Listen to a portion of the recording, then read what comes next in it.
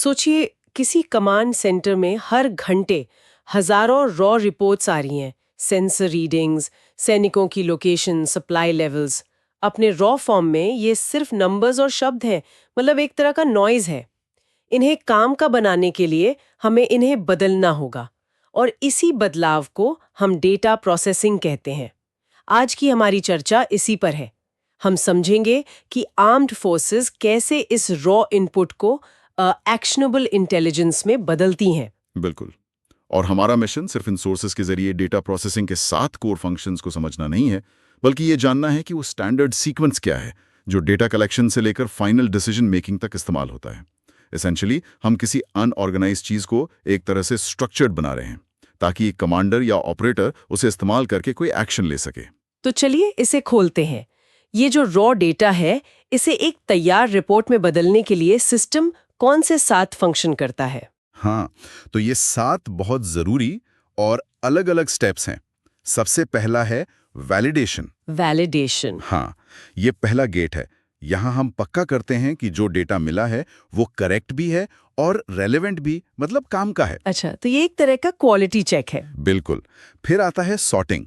यहाँ हम आइटम्स को एक खास सीक्वेंस में या अलग अलग सेट्स में अरेंज करते हैं ताकि उन्हें मैनेज करना आसान हो। Okay, sorting. उसके बाद समराइजेशन। इसका लक्ष्य है डिटेल्ड डेटा को घटाकर उसके मुख्य पॉइंट्स तक ले आना, जैसे एक एग्जीक्यूटिव समरी। एग्जैक्टली।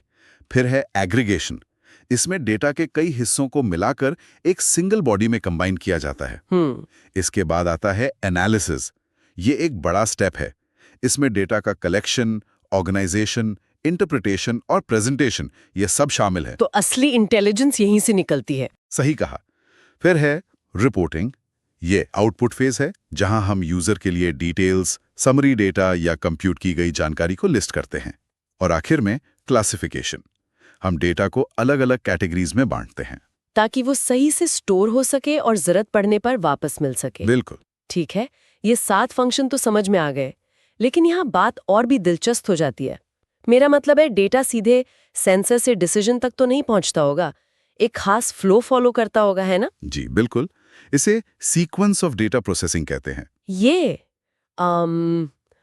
इस तरह चलता है। कैसे? शुरुआत होती है डेटा कलेक्शन से। जाहिर है। इसके बाद आता है एग्रीगेशन, यानी सब कुछ एक जगह लाना। हाँ। फिर आता है असली डेटा प्रोसेसिंग का फेज, जिसमें वो कई फंक्शंस काम करते हैं जिनकी हमने बात की। हाँ। वहां से डेटा एनालिसिस और फोरकास्टिंग से गुजरता है, भविष्य का अनुमान लगाने के लिए। बिल्कुल। और आखिर में एक डिसीजन तक पहुंचा जाता है।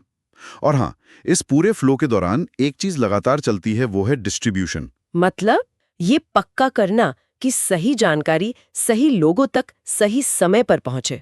आपने बिल्कुल सही पकड़ा। ठीक है, ये तो हुआ स्टैंडर्ड प्रोसेसिंग। लेकिन जब हम सच में बहुत बड़े, मतलब मैसिव डेटा सेट से डील करते हैं, तब क्या होता है? बहुत अच्छा सवाल है। यहाँ डेटा माइनिंग का प्रोसेस काम आता है। Data mining? हाँ, ये बड़े डेटा सेट्स को खंगालकर छिपे हुए पैटर्न्स और रिलेशनशिप्स को पहचानने का प्रोसेस है। छिपे हुए पैटर्न्स? जैसे कि क्या किसी खास इलाके में, खास मौसम में हमारे व्हीकल्स ज्यादा फ्यूल इस्तेमाल करते हैं। ये वो पैटर्न्स हैं जो शायद हजारों रिपोर्ट्स में छिपा हो। आर्म्ड फोर्सेस इसका इस्तेमाल भविष्य के ट्रेंड्स को प्रिडिक्ट करने और बेहतर जानकारी के साथ निर्णय लेने के लिए करती हैं। बात सिर्फ ये नहीं है कि अभी क्या हो रहा है, बल्कि ये है कि डेटा एनालिसिस का उपयोग करके जटिल समस्याओं को बढ़ने से पहले ही हल कर लिया जाए।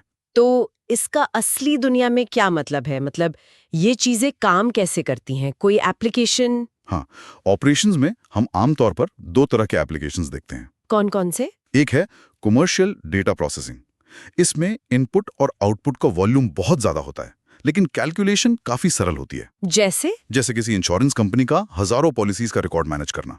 हाई वॉल्यूम, लो कॉम्प्लेक्सिटी। ओके, और दूसरा है डेटा एनालिसिस। ये भारी काम है। इसमें कॉम्प्लेक्स एल्गोरिथम्स और स्टैटिस्टिकल कैलकुलेशंस का इस्तेमाल होता है। यहीं पर रॉ डेटा सच में मीनिंगफुल इंफॉर्मेशन में बदलता है। इसे एक उदाहरण से समझते हैं। मान लीजिए एक बड़ी मिलिट्री एक्सरसाइज चल रही है। बिल्कुल। उस एक्सरसाइज में 10,000 सैनिकों के दैनिक राशन और वेतन को ट्रैक करना, वो कमर्शियल डेटा प्रोसेसिंग का काम है। हाई वॉल्यूम लो कॉम्प्लेक्सिटी, समझ गई। हाँ, लेकिन अगर कमांडर को ये जानना है कि अगले 10 दिनों में टरेन और मौसम के पैटर्न के आधार पर फ्यूल की खपत कैसे बदलेगी, तो system data mining and analysis पर स्विच हो जाता है। ये पिछले अभ्यासों से पैटर्न की पहचान करके फ्यूल की जरूरतों का पूर्वानुमान लगाएगा, जिससे कमांडर कमी होने से पहले ही निर्णय ले सकता है। वाओ, तो ये प्रोएक्टिव होने जैसा है, रिएक्टिव नहीं। बिल्कुल। और इन सभी बदलावों को करने वाला प्राइमरी डिवाइस तो कंप्यूटर ही है। आर्म्ड फोर्सेस के लिए इसे क्या चीज इतना आइडियल बनाती है? देखिए, कंप्यूटर की 5 मुख्य विशेषताएं हैं जो इसे आदर्श बनाती हैं। हाई स्पीड यानी उच्च गति। और मिलिट्री में तो सेकंड्स भी मायने रखते हैं। बिल्कुल। फिर है एक्सट्रीम एक्यूरेसी, अत्यधिक सटीकता। एक छोटी सी गलती भी बहुत भारी पड़ सकती है। तीसरी है डिलिजेंस, मतलब लगन। वो बिना थके, बिना बोर हुए एक ही काम को बार बार कर सकता है। ये तो है। चौथी है वर्सेटैलिटी, बहुमुखी प्रतिभा। मतलब एक ही मशीन कई तरह के काम कर सकती है। और पांचवी, जो बहुत जरूरी है, मैसिव स्टोरेज कैपेसिटी, विशाल भंडारण क्षमता। डेटा माइनिंग के लिए ये तो सबसे जरूरी होगी। हाँ, बिल्कुल। तो इन सब बातों का निचोड़ क्या है? अगर हम पूरी चर्चा को समेटे तो ये क्यों जरूरी है? अगर हम इसे बड़ी तस्वीर से जोड़ें तो ये सिर्फ डेटा को मैनेज करने के बारे में नहीं है। ये नॉइस को एक स्ट्रेटेजिक एडवांटेज में बदलने के बारे में है।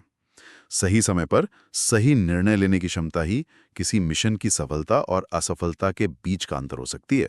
कमर्शियल प्रोसेसिंग ऑपरेशंस को चालू रखता है, लेकिन डेटा एनालिसिस और माइनिंग वो भविष्य को आकार देते हैं। हाँ, आपको प्रोएक्टिव बनाते हैं, रिएक्टिव नहीं, जैसा आपने कहा था। बिल्कुल। तो संक्षेप में हमने डेटा प्रोसेसिंग को समझा, उसके साथ फंक्शंस को जाना, वैलिडेशन से क्लासिफिकेशन तक, फिर कलेक्शन से डिसीजन तक के पूरे क्रम को देखा और डेटा माइनिंग की प्रिडिक्टिव पावर को भी समझा। हाँ, हमने एक पूरा इकोसिस्टम देखा। ये वाकई एक बेहतरीन विश्लेषण था। जाने से पहले सुनने वालों के लिए एक सवाल छोड़ जाते हैं। जरूर। हमने 7 फंक्शंस की बात की। अब इस पर विचार करें। वैलिडेशन यानी यह सुनिश्चित करना कि डेटा सही और प्रासंगिक है। आर्म्ड फोर्सेस के लिए फोरकास्टिंग या निर्णय लेने से पहले सभी प्रक्रियाओं में सबसे महत्वपूर्ण क्यों माना जाता है? क्या होगा अगर सिस्टम का वो पहला गेट ही दोषपूर्ण हो?